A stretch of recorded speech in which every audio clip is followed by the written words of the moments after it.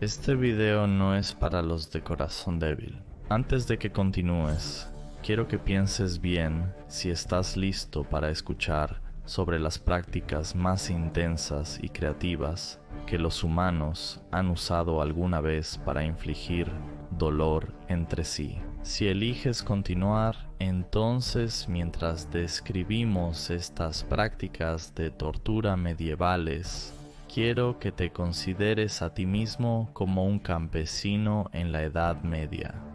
¿Crees que al haber presenciado algunas de estas prácticas realizadas a tus semejantes, te disuadirías de cometer un delito tú mismo?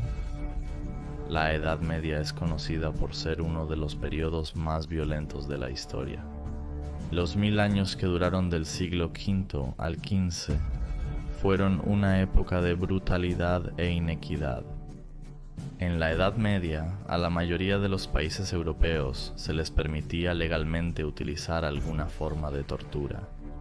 Para el siglo XII, había alcanzado su apogeo con la ayuda de dispositivos más sofisticados y brutales. La tortura a menudo se utilizaba como parte de la sentencia contra un criminal y se llevaba a cabo en público para disuadir a otros. En una época en la que incluso los niños hambrientos eran ahorcados por robar comida, no es sorprendente que la tortura se viera como la mejor manera de obtener información o impartir retribución, ya fuera para extraer una confesión, castigar la herejía y la blasfemia, o simplemente como un castigo criminal. La variedad, inventiva y pura crueldad de los métodos de tortura medievales era impresionante. Retrocedamos en el tiempo y echemos un vistazo a los dispositivos y técnicas de tortura medievales.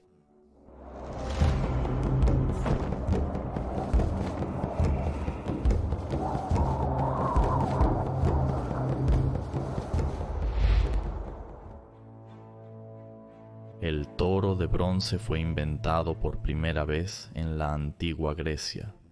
Era una figura de bronce hueca, esculpida para parecerse a un toro real. Primero se les quitaba la lengua a la víctima y luego se la colocaba dentro de la estatua. La puerta se sellaría. Luego se encendería un fuego alrededor de la base de la figura. A medida que la víctima comenzaba a ser horneada viva, se retorcería y gritaría de angustia. El sonido y el movimiento que provenían de la estatua de metal la harían parecer viva. Aparentemente, esto hacía que el evento fuera emocionante de ver. Finalmente, se añadió un sistema de tuberías complejo para hacer que el sonido de los gritos se pareciera más a un toro enfadado. Esto creó un disfrute extra para el público, que podía desvincularse de la crueldad de la tortura porque no podían ver a la víctima. La leyenda nos dice que el toro de bronce fue diseñado por un antiguo griego llamado Perilio para un tirano llamado Falaris, que quería una forma más dolorosa de matar a los criminales. Necesitaba un disuasivo para evitar que sus pobres ciudadanos cometieran tantos delitos, y esperando una generosa recompensa por su inventiva, Pirelio en realidad se encontró siendo la primera persona en ser encerrada dentro del toro y cocida viva. Se cree que el propio Falaris fue colocado más tarde en el toro, cuando sus súbditos se rebelaron contra su cruel reinado. El dispositivo se utilizó en Europa Central durante la Edad Media. La cuna de Judas, conocida como la cuna guiada o la silla de Judas, era un dispositivo de tortura horroroso. Consistía en un asiento en forma de pirámide hecho de metal o madera. La víctima desnuda sería atada y colgada sobre el dispositivo. Luego serían bajados muy lentamente hasta la punta de la pirámide, teniendo el punto del triángulo insertado en... esto dependía del género del prisionero y del delito cometido. La cantidad de dolor infligido sería determinada por otros factores. Se podría levantar una pierna, o la víctima podría ser levantada y dejada caer repetidamente. Se podría verter aceite sobre la pirámide y colgar pesos de las piernas de la víctima para empalarla lentamente. Para prolongar la tortura, el prisionero sería suspendido sobre el taburete durante la noche, y el proceso continuaría al día siguiente. Después de desmayarse del dolor, el torturador esperaría a que el prisionero despertara antes de continuar con el proceso.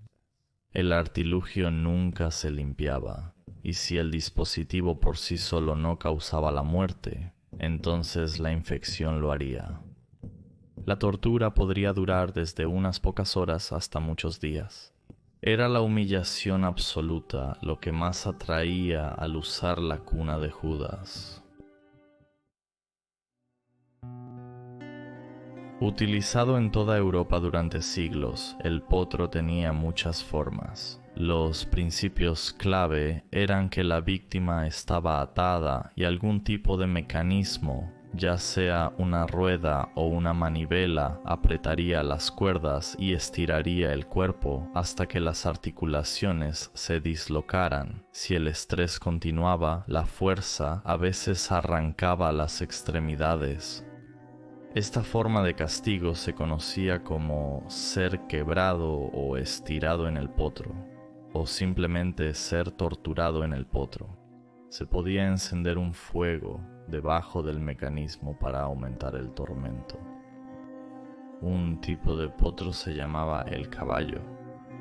Hecho de madera, la víctima estaba atada a una viga mirando hacia arriba. Las poleas apretaban las cuerdas unidas a las manos y pies de la víctima. Estirados hasta que sus articulaciones se dislocaron, luego los dejaban colgar debajo del caballo, mientras su torturador los interrogaba e intentaba forzar una confesión. Durante la Inquisición española, el infame torturador y primer gran inquisidor, Tomás de Torquemada, era conocido por su afición a usar un potro de tortura.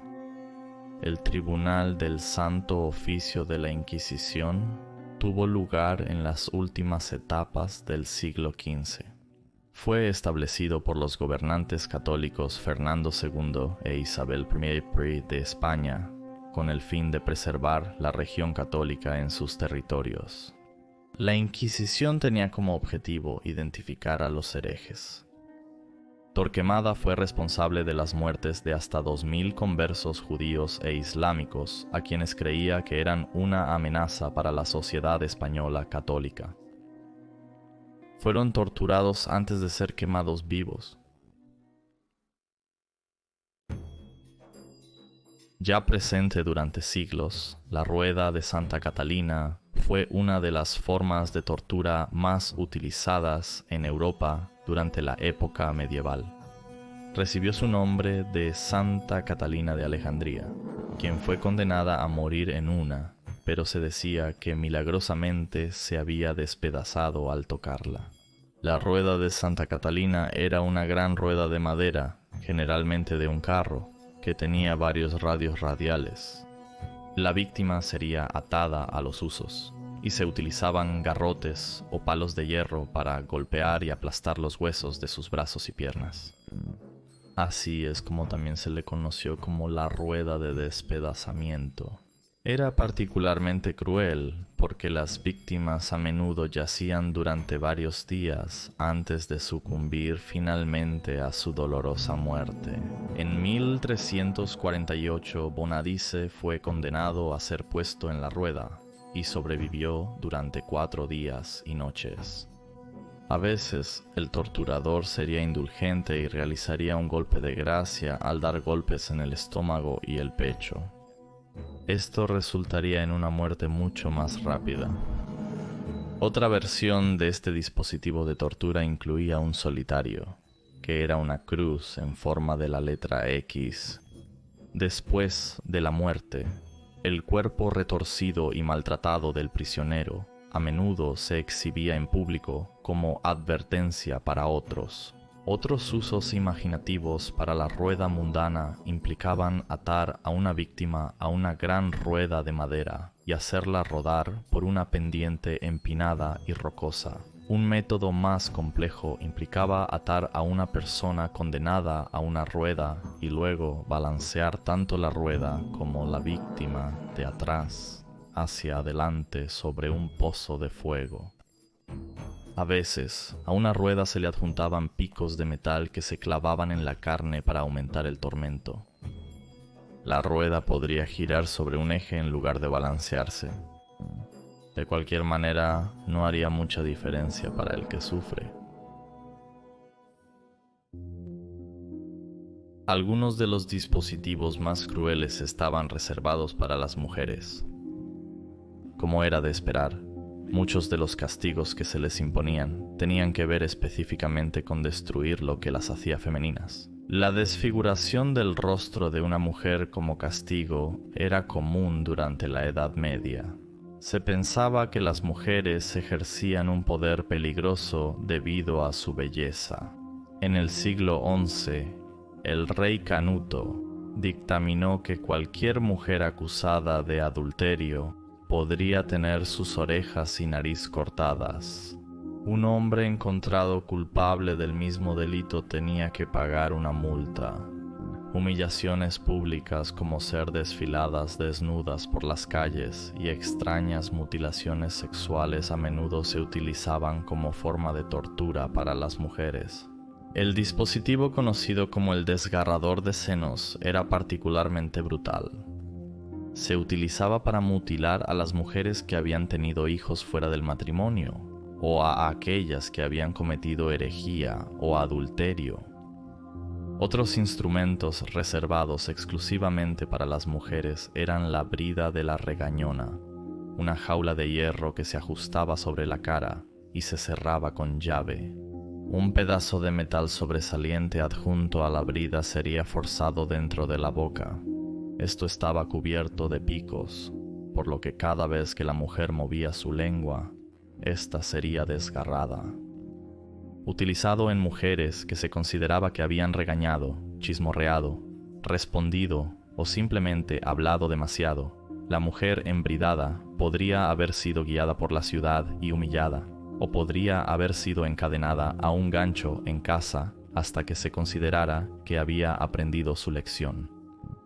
Si se veía a las mujeres discutiendo en público, ambas sufrirían compartiendo la humillación del doble violín de arpía o violín de cuello. Su uso fue generalizado en la Alemania y Austria medievales. Se adjuntaba una campana para que todos en el pueblo supieran que las víctimas se acercaban y así pudieran ser aún más ridiculizadas y avergonzadas.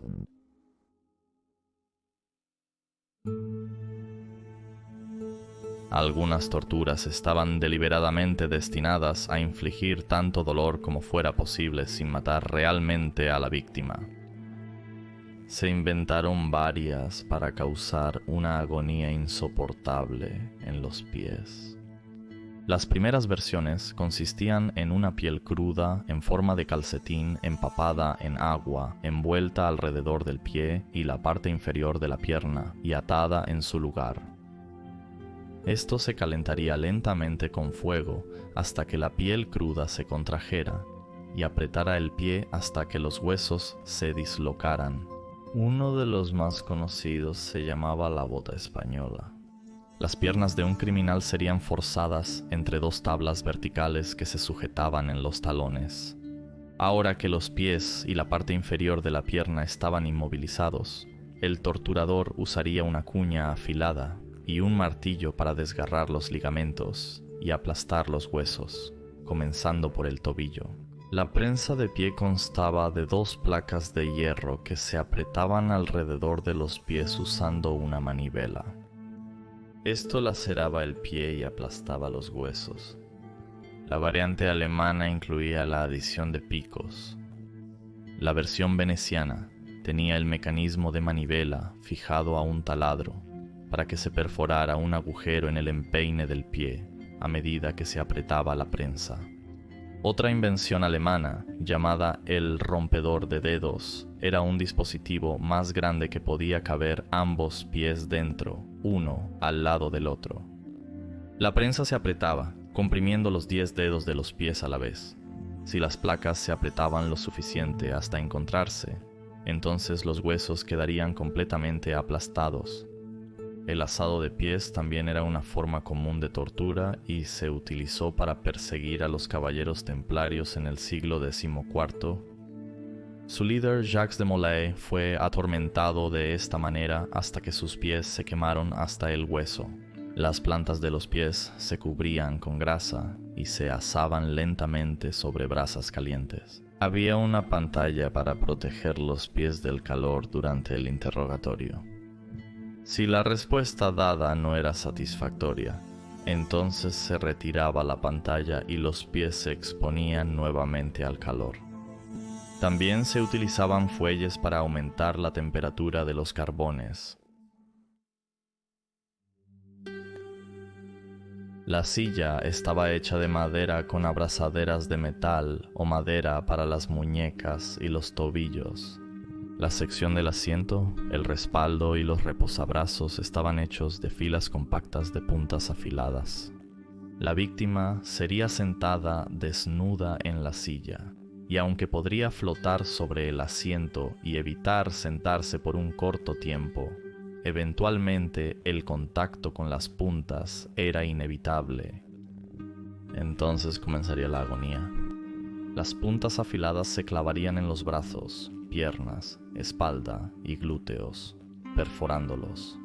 Esto solo empeoraría si el prisionero se retorcía e intentaba liberarse. Si no se obtenía una confesión de inmediato, entonces se podía encender un fuego debajo de la silla para acelerar las cosas. Esto calentaría las puntas hasta una temperatura de 100 grados centígrados, causando heridas aún más profundas y quemaduras de tercer o cuarto grado, dejando el cuerpo como un colador. Estas sillas se utilizaron mucho después de la Edad Media, y lamentablemente fueron una forma popular de tortura en los campos de concentración del siglo XX.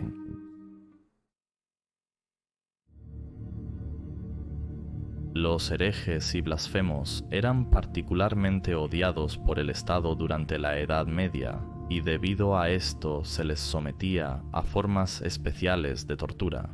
A la Iglesia le gustaba especialmente castigar a estos pecadores con la esperanza de que se retractaran y pidieran perdón. Para estas pobres almas, el torturador se centraría en la lengua de la víctima.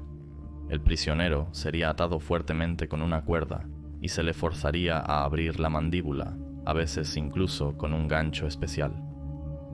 Los métodos variarían. Se podrían haber utilizado tenazas al rojo vivo para agarrar y arrancar la lengua, o la punta podría ser cortada con tijeras dentadas.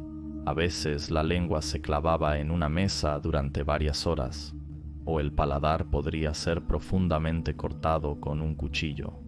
Cualquiera que fuera el método, el resultado era el mismo: sufrimiento y dolor incontables.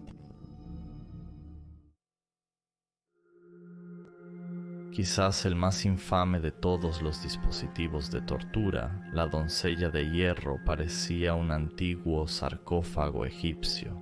Ha habido mucha controversia sobre los orígenes reales de la doncella de hierro, también conocida como la Virgen de Nuremberg. Y se piensa que el tipo clásico no se creó hasta finales del siglo XVIII, aunque hay informes de un dispositivo similar utilizado en China durante el siglo XIV. La doncella se describe como un sarcófago del tamaño de un humano, generalmente basado en la forma femenina. Al principio, el modelo tenía agujeros donde se podían introducir largos clavos a través y en el prisionero, uno a la vez. Las versiones posteriores ya tenían picos instalados en el interior. Las brochetas de metal podían tener hasta 20.3 centímetros de largo.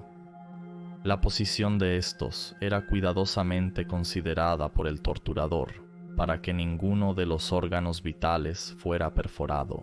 Esto era para asegurar que la víctima sufriera el mayor tiempo posible. Una vez que el prisionero estaba dentro de la caja similar a un ataúd, las puertas se cerrarían y las 10 puntas se clavarían en el cuerpo. 2 en cada uno de los hombros y la parte baja de la espalda, 1 en cada glúteo y el estómago, y 3 en el área del pecho.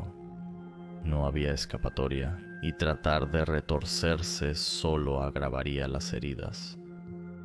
Psicológicamente, tanto la claustrofobia como la oscuridad solo aumentarían el sufrimiento. El torturador podría abrir y cerrar las puertas varias veces para intentar intensificar el dolor. Eventualmente, la víctima se desplomaría en el fondo de la doncella y moriría. La cabeza tallada de la Virgen María a menudo se colocaba en la parte superior del sarcófago como un recordatorio para cualquier hereje de que el sufrimiento físico purifica el alma. Se cree que el diseño de la doncella de hierro se basa en el abrigo español o shandmantle, otro dispositivo que se utilizó desde el siglo XIII, generalmente como castigo por prostitución, caza furtiva o embriaguez pública. El abrigo tenía forma de barril y generalmente estaba hecho de madera. El cautivo sería colocado dentro con un agujero para que sobresaliera la cabeza. Con un fondo abierto, luego podrían ser desfilados por la ciudad y apedreados con verduras podridas mientras eran insultados y humillados. A veces el barril se llenaría con agua helada para agregar a el tormento. Desde el año 1352, ser colgado, desmembrado y descuartizado se convirtió en el castigo habitual para cualquier persona declarada culpable de alta traición. Aunque prácticas similares se habían utilizado en Inglaterra desde el siglo XIII, se realizaba en toda Europa. El traidor generalmente era atado a una tabla de madera y arrastrado por un caballo hasta el cadalso. Luego sería colgado del cuello hasta que estuviera casi muerto antes de ser cortado. A continuación, al pobre caballero le cortarían sus partes privadas y serían arrojadas a un fuego y quemadas frente al prisionero agonizante junto con sus intestinos que habían sido extraídos de su cuerpo y removidos. Finalmente, sería decapitado y su cuerpo sería cortado en 4 pedazos. Estos cuartos serían enviados para ser exhibidos en las puertas de la ciudad o muros en otras partes del reino como un elemento disuasorio. Para empeorar las cosas, a veces el descuartizamiento se hacía atando los brazos y las piernas a 4 caballos y haciéndolos caminar en direcciones diferentes. De esa manera, las extremidades eran arrancadas en lugar de ser cortadas. El nivel de brutalidad utilizado en la ejecución realmente dependería de cuánto hubieras molestado al rey. La tortura se utilizaba por una variedad de razones durante el período medieval, como una forma de obtener información para purificar blasfemos y herejes, o simplemente como un cruel medio de castigo. Hemos dado solo algunas de la extraordinaria variedad que estaba disponible si quieres investigar algunas otras particularmente desagradables. Otros incluyen la hija del buscador, el burro español, el tenedor del hereje, la pata del gato, el tornillo de pulgar y la araña. La lista es extensa, y si acaso, solo sirve para mostrar la cantidad de pensamiento que los torturadores habían puesto en estas invenciones. Mientras se convertían en maestros de su arte, parece que tristemente estaban apasionados por perfeccionar su oficio e infligir tanto dolor, miseria y angustia como pudieran a sus semejantes. Gracias por ver este episodio de Locura Medieval. Esperamos te haya gustado este episodio. Deja un comentario abajo si crees que nos hemos perdido algo o quieres que profundicemos más en algún detalle. Y no olvides suscribirte para apoyar al canal. Gracias y nos vemos la próxima semana.